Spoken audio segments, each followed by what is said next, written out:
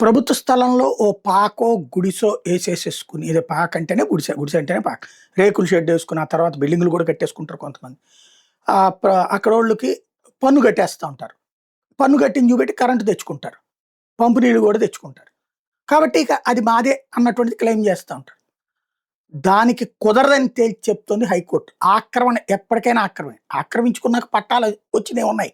ఇప్పుడు హైదరాబాద్‌లో ఖైరతాబాద్ అయన్నీ జనార్దన్ రెడ్డి ఉన్నటువంటి సంవత్సరాలు ఆయన దేవుడని ఎందుకంటారు? అనేక ఏరియాలు జూబ్లీ హిల్స్ గాని, ఇప్పుడు ఆ పెద్దమ్మ టెంపుల్ గాని, అట్లా ఖైరతాబాద్ ఇయన్నిట్లలో గూడా అతను ఆ రోజుల్లో ఇట్లా ఆక్రమించుకున్నటువంటి వాళ్ళకి పట్టాలిప్పించాడు. పట్టాలిప్పిస్తే వాళ్ళ సొంతం అవుతుంది. అలా కాకుండా ఆక్రమించుకుని మేము కరెంట్ బిల్లులు కడుతున్నాం, ఇదిగో కరెంట్ బిల్లులు లేకపోతే మేము ఇది కడుతున్నాం, ట్యాక్స్ కడుతున్నాం అంటే అది ఎప్పటికీ కూడా వాళ్ళ సొంత హక్కు అవ్వదు. వాళ్ళకి రేపొద్దున ఆక్రమించుకుని ఉంటనందుకు, ఉండనిచ్చినందుకు ఆ పన్ను కడుతున్నారు. తీసేయాలనుకున్నప్పుడు ప్రభుత్వం తీసేస్తే పరిహారం వాళ్ళకి ఇవ్వక్కర్లేదు. ఇది ఆంధ్రప్రదేశ్ హైకోర్టు తాజాగా తేల్చెప్పింది. ప్రభుత్వ భూమిలో ఎన్నేళ్లున్నా సరే అంతే అని చెప్పింది. విజయవాడలోని గుణదలకు చెందినటువంటి వెంకటాద్రి మరికొందరు 2020, 22 మధ్యకాలంలో హైకోర్టులో వ్యాజ్యాలేశారు. ఏంటయ్యా అంటే ఏదైతే రైలు ఓవర్ బ్రిడ్జ్ కోసం అని చెప్పి విజయవాడలో రైల్వే ఓవర్ బ్రిడ్జ్ నిర్మాణం కోసం తమ భూములు తీసుకున్నది పరిహారం చెల్లించాలి, ఆదేశాలు ఇవ్వాలంటూ పలువురు దాఖలు చేసిన పిటిషన్లు కొట్టేసింది. కోర్టు దగ్గర వ్యాజ్యాలను కూడా తోసిపుచ్చింది. హైకోర్టు న్యాయమూర్తి జస్టిస్ ఎన్ హరినాథ్ ఈ మేరకు ఉత్తర్వులు ఇచ్చారు. తమ స్వాధీనంలోని భూముల్ని ఆర్ఓబి కోసం తీసుకున్నాను, భూసేకరణ చట్టం 2013 ప్రకారం పరిహారం చెల్లించాలి, ఆదేశాలు జారీ చేయాలని కోర్టు విజయవాడలోని గుణదలకు చెందిన వెంకటాద్రి మరికొందరు 2022 మధ్యకాలంలో హైకోర్టులో వ్యాజ్యాలేశారు. ఆ భూములు తమకు వారసత్వంగా వచ్చాయని కొందరు తామే కొన్నామని మరికొందరు పేర్కొన్నారు. మున్సిపల్ నల్లా కనెక్షన్ ఉందని, విద్యుత్ బిల్లు, ఆస్తి పన్ను చెల్లిస్తున్నామన్నారు. ఆ స్థలాలలో దుకాణాలు కూడా నిర్వహిస్తున్నామని, పరిహారం చెల్లించకుండా ఖాళీ చేస్తే జీవనోపాధి దెబ్బతింటుందని పేర్కొంది. దీని మీద రెవెన్యూ కార్పొరేషన్ అధికారులు హైకోర్టులో కౌంటర్ దాఖలు చేశారు. పిటిషనర్లు ప్రభుత్వ పోరంబోకు భూమిని ఆక్రమించారు, రెవెన్యూ రికార్డుల ప్రకారం అక్కడ కాలువ, శ్మశానం వాటికి ఉన్నాయి, పన్నులు చెల్లించినంత మాత్రం వాళ్ళకి హక్కులు దక్కలబడవు, వాళ్ళు భూ యజమానులు అనేందుకు వాళ్ళ వద్ద ఎలాంటి దస్త్రాలు లేవు, అయినా మానవీయ కోణంలో వాళ్ళకి 114 ఇల్లు కేటాయించామని చెప్పారు.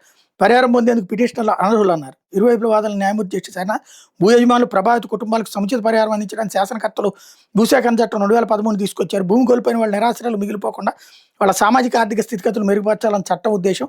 ఈ కేసులో ఆక్రమణదారులు పరిహారానికి అనర్హులు, చట్టబద్ధ యజమానులు మాత్రమే ఆ చట్ట ప్రయోజనాలకు అర్హులు. ఈ అంశాల దృష్ట్యా కోర్టు ఎక్కని కేసుతో పాటు వ్యాజ్యాలను కొట్టేస్తున్నామని ప్రకటించారు. ఈ 20, 23, 22లో అంటే జగన్ వచ్చిన తర్వాతనే అక్కడ రైల్వే ఓవర్ బ్రిడ్జ్ ఏది గుణదల్లో అట్టించి ఇటుకి ఇంకొక బ్రిడ్జి కట్టాలి. రామవరప్పాడు నుంచి వచ్చేటప్పుడు ఆ రైలు పట్టాల మీద నుంచి రావాల్సి వస్తుంది గుణదలకి.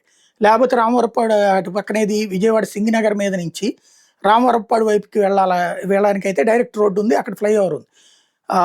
దాన్ని అంతకుముందు రాజశేఖర రెడ్డి హయాంలో స్టార్ట్ చేసి కిరణ్ కుమార్ రెడ్డి టైంలో పూర్తి చేసిన అక్కడ మసీదు కారణంగా బ్రిడ్జి కట్టకుండా అయిపోతే తెలుగుదేశం క్రిందసారి అధికారంలోకి వచ్చాక వంశీను అప్పుడు కేసినేని నాని కలిసి వాళ్ళతో మాట్లాడుకోవాలి, వాళ్ళకి ₹1 కోటి పరిహారం ఇప్పించి ప్లస్ వాళ్ళకి వేరే చోట స్థలం చూపెట్టి మసీదుని అక్కడి నుంచి ఖాళీ చేయించి అక్కడ బ్రిడ్జ్ చేశారు.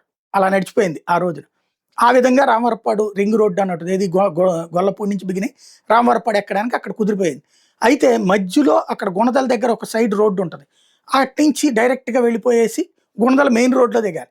అక్కడ రైల్వే లైన్ ఉంది, ఆ రైల్వే లైన్ మీద ఆర్ఓబి వేయాలి. దానికి ఆనాడు ఇట్లా అడ్డం పడ్డారనమాట. ఏది తెలుగుదేశం హయాంలోనే అడ్డం పడ్డారు.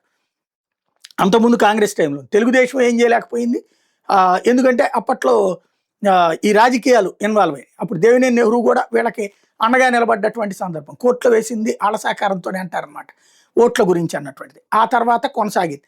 జగన్ టైంలో కోర్టులో వేయించినట్టున్నారు, ఇప్పుడు అది కాస్త కొట్టేశారనమాట.